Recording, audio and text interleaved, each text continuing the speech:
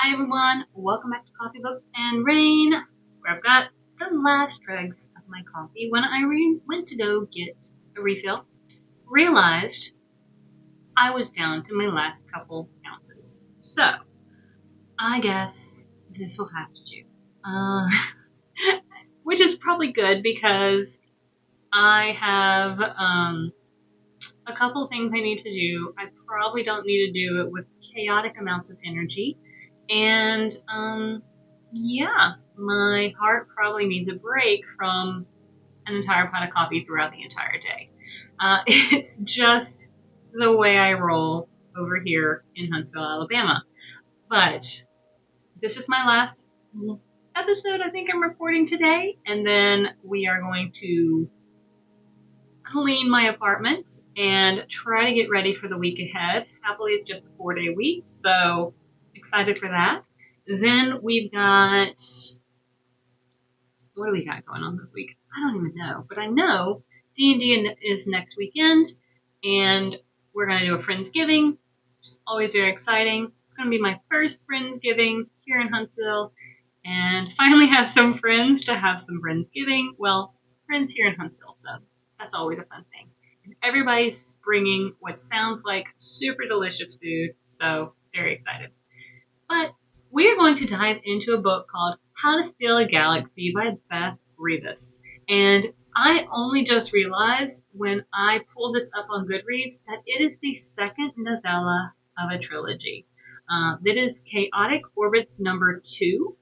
I'm going to tell you right now, I didn't realize it was the second. So I am going to go find book number 1, and then I will probably also read that for you guys and come back eventually. It might be in December, but we're going to go ahead and do this one because I really liked it. I had so much fun with it. It is a novella, so I think when I had the audiobook going, it was only like a little over 4 hours long, like 4 hours and 15 minutes. So it went really quick. And I think I listened to it in a single day. Had a ton of fun with it. It is sassy, it is witty, the main character is super fun. Ada is a hoot. And it is literally just kind of a spy thief sort of book. I'm going to go find the first one to see what I missed because I didn't like there's some references to like past jobs, previous jobs, but I didn't realize that we kind of had like a first one and like now another one after this.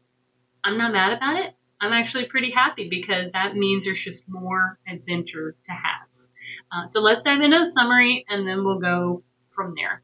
A high-octane, sexy space heist from New York Times bestselling author Beth Revis. The second in a novella trilogy, Ada had no intention whatsoever to continue working for the rebel group that hired her to retrieve the government's plans for a nanobot climate cleaner if they weren't willing to pay her for it. But then they offer a different and undercover.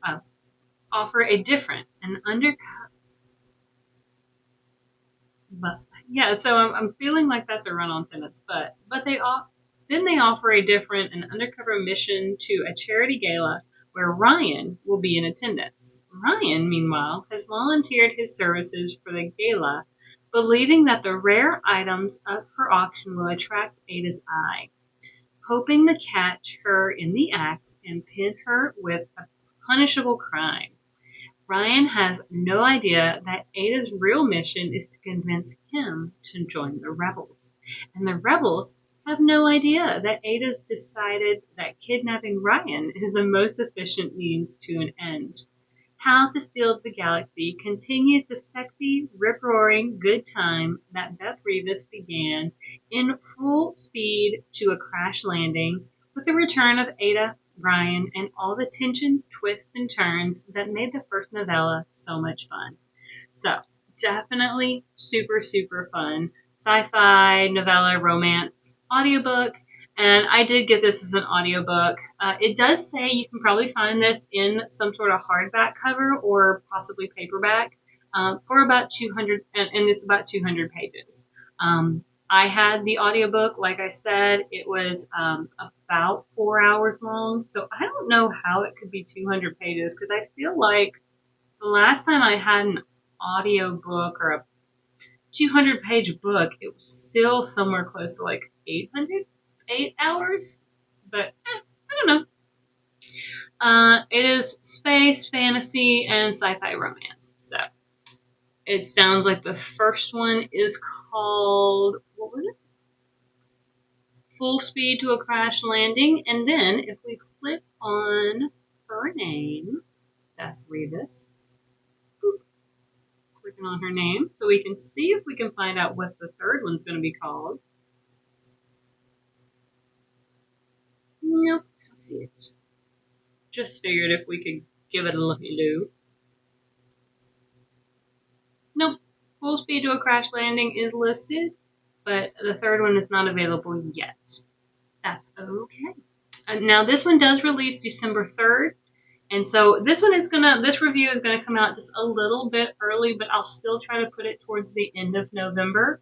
I've got a couple things that are gonna probably come out before this, but that's okay. I just really wanted to review it because I had so much fun. I really enjoy books that, and they're not, I don't want to say campy, but they make light of themselves. They have a good time. They don't take themselves too seriously. They really just dive into, I guess,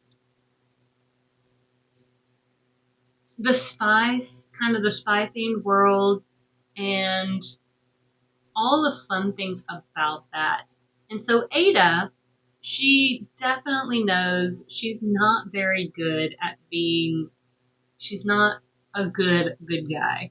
And there's one particular guy who's very pompous. And it's not Ryan, it's a different guy.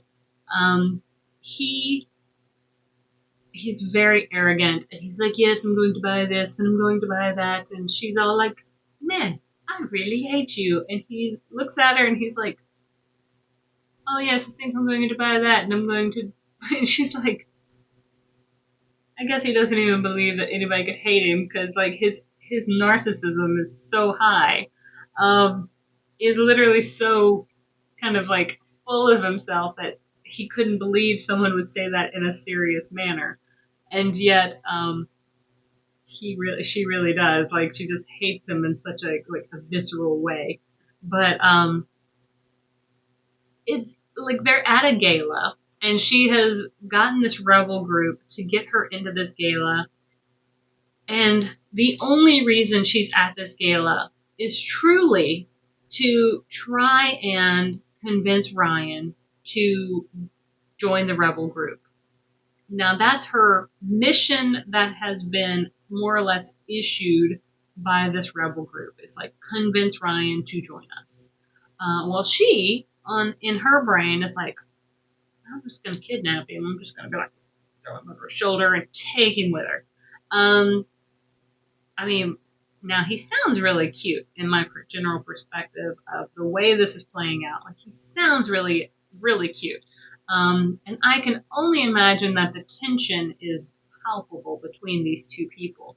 But they are kind of butting heads because, like, he seems to be attracted to her and she seems to be attracted to him, but there must be some like mud in the water or something that is preventing them from like being able to act, because again, Ryan, he wants to catch her in the act of stealing something, but she is not here to steal really anything for Ryan himself.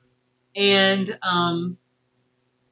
so he's really not going to get what he wants, and he's kind of got his forces more or less watching her, and she doesn't have any sort of entourage. She has got her sights set on him.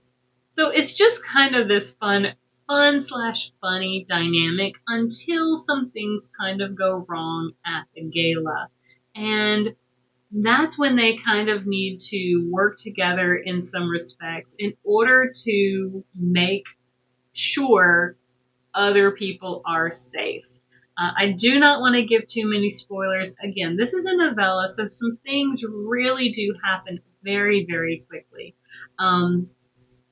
These 4 hours go very fast. If you are listening, like I said, I listened to it and I mean, it just all fell into place very quickly. So it is hard for me to even put that 4 hours into a 15-minute episode without giving you too many spoilers. She bargains hard with her rebel group because she gives them a number and they're like, oh no, we don't have that amount of money. So she hangs up on them and then they're like, they come back and they give her a number and she's like, no, this is the number. And they're like, fine, okay, we can give you this number, but all we want you to do is like talk to him. Just talk to Ryan, try to get him to see our side of things. And she's like, you know what? Deal. And I think that's kind of like, that's pretty fun because I think she probably would have done it, especially with the fact that it's Ryan. And that's one of the things that I think I want to go back and read book 1, like to see where this dynamic started.